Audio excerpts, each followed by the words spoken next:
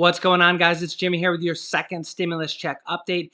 And as not only the presidential race, but also the race for the House and the Senate heats up, the question remains, what will happen after the election? Who will control the House and the Senate? And also, what will it mean for your stimulus check? But don't worry, we're going to get through this together. Don't forget to like this video down below. It really helps out our channel. And if you're new, make sure to subscribe down below so you don't miss out on new videos. It's going to be very interesting to see what happens with both Nancy Pelosi and Senate Majority Leader Mitch McConnell. Nancy Pelosi, the House leader from the Democrats, as they're both up for re-election and they're both starting to feel a little antsy that not having passed a stimulus package, as them not doing their job and not passing another stimulus check or more unemployment benefits before the election might cost them. And ultimately, it might have larger consequences for the entire U.S. House of Representatives and the entire Senate, as they're both fighting to maintain their majorities, as the Democrats have a slim lead in the House and the Republicans have a slim lead in the Senate. And honestly, after this election, we could see anything happen. We could see the Republicans come out with a total majority in both House, Senate, and presidency, or we could see the Democrats do it. Whether you're a Republican or a Democrat, if one party completely wins and controls, it actually could mean very good news for stimulus. If you're a Republican and Democrats end up controlling everything, of course, you're going to be like, oh my God, this is the worst case scenario, and vice versa. But when it comes to stimulus and passing stimulus packages and more unemployment benefits, it's actually probably a really good thing.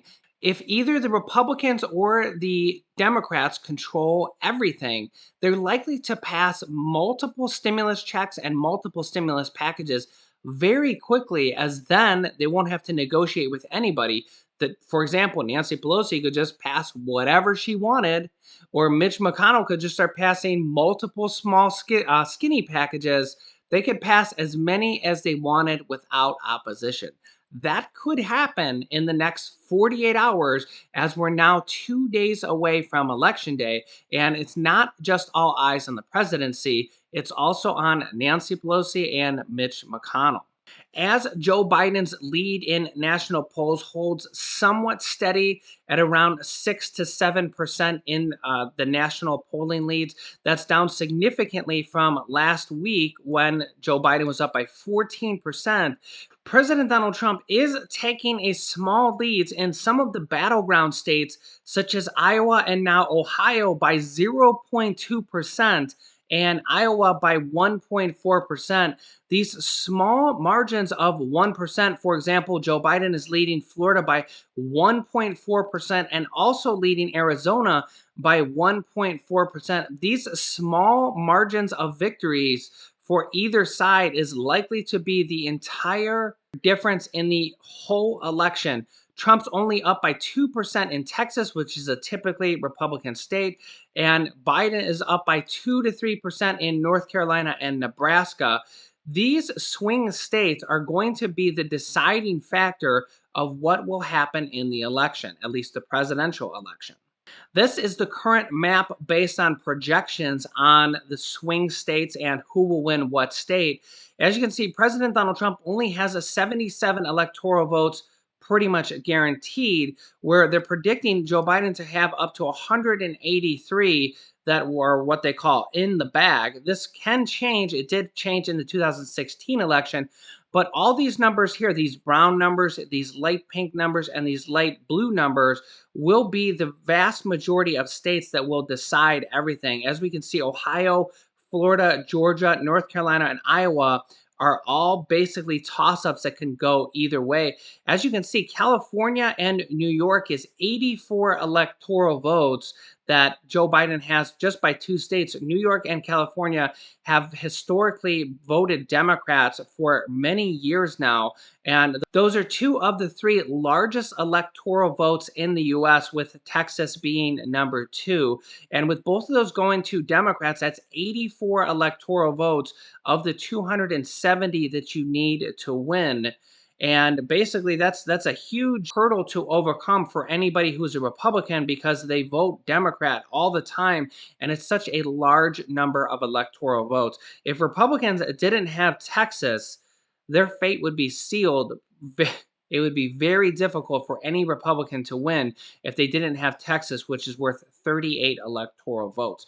Florida and Ohio, which are toss ups at this point, is worth almost another 50 electoral votes between the two of them. And those were swing states for President Donald Trump in 2016, as he just barely, by the skin of his teeth, won Florida. And if he wants to be reelected, he will have to win almost all of these swing states and possibly some of these light blue states where Joe Biden has a small lead, but President Donald Trump may have to overtake him in states such as Pennsylvania to actually win and be reelected.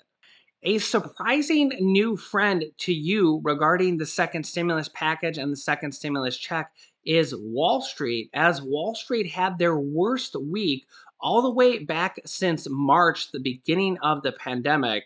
They had absolutely got crushed this week, and now they're clamoring for more stimulus and becoming your new best friend. See, because Wall Street and Congress are basically buddy buddy, and whenever Wall Street is struggling, they say, "Hey, Senate and House, we need a bunch of $1 billion or maybe even trillions of dollars for bailout. Can you help us out?" Well, the problem with that is that their bailouts are typically bundled in these larger stimulus packages. And when they did get it in March, which is when you got your unemployment money and you got your $1,200 stimulus check, the entire stock market shot up like a rocket and basically took us out of the depression, at least for the time being. And the Fed has warned, with virus cases now up to 100,000 new cases per day, basically setting new records almost every single day of new cases as cases are spiking into the winter and colder weather, which it is here right now. It's sunny yet cold and very windy. I actually think I seen Nancy Pelosi fly by and she yelled at me, "I got your stimulus check." And I was like, "Oh, that lady."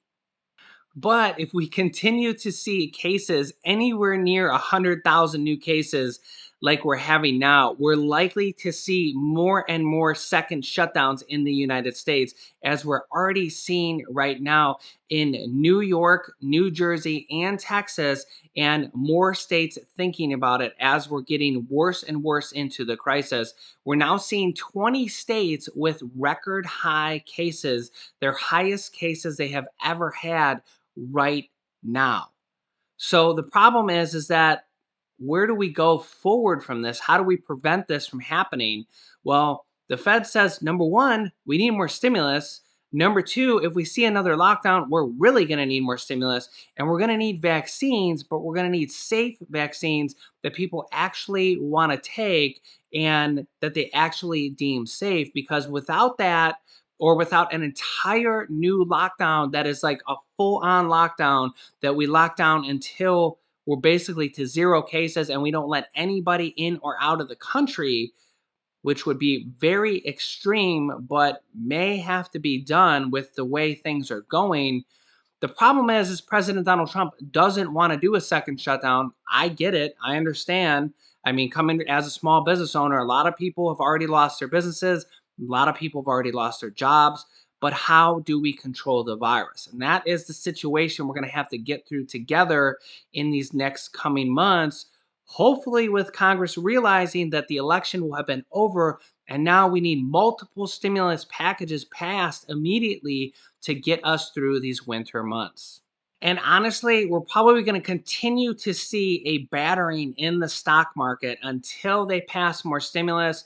And depending on the outcome of the election, I think if Joe Biden wins, a lot of companies are going to see a quick drop in their stock price and the overall stock market, because Joe Biden wants to raise taxes on corporations. So that would mean they'd have to pay more tax, which would mean their company would be valued less. Now, it may or may not happen, but I personally think that's what's going to happen. And he is in the lead. So it will be interesting to see. I do know that if the stock market continues to get rocked, That's a good thing for your stimulus hopes because they will have to pass more stimulus. When we start to see record stock market drops week after week, the Fed always steps in, at least within the last 20 years. They've proven that over and over and over that they're willing to now do this to prevent stock market crashes and depressions of old. That's like basically their new way of propping up the economy. So, you might actually be rooting against stocks in the short term, but the problem with rooting against stocks is that those are actually based on companies that lay off hundreds of thousands of people and go bankrupt and all those other things. It's not just the actual stock market. But if you're looking to invest in the stock market or invest with your 401k, or you're just looking for stimulus, then a lowering stock market, a dropping stock market could actually be a good thing for you.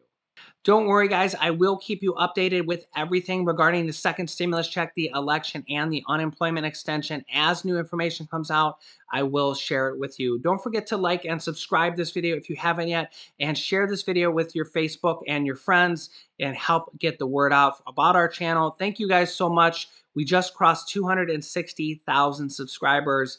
It's amazing to say that. I really feel like we're a family. We will be doing another What's in the Box giveaway where if you can guess what's in the box, you can win money directly from me. You can click on this top video here to watch my newest stimulus check video next. And this video teaches you how to start your own business selling products on Amazon FBA.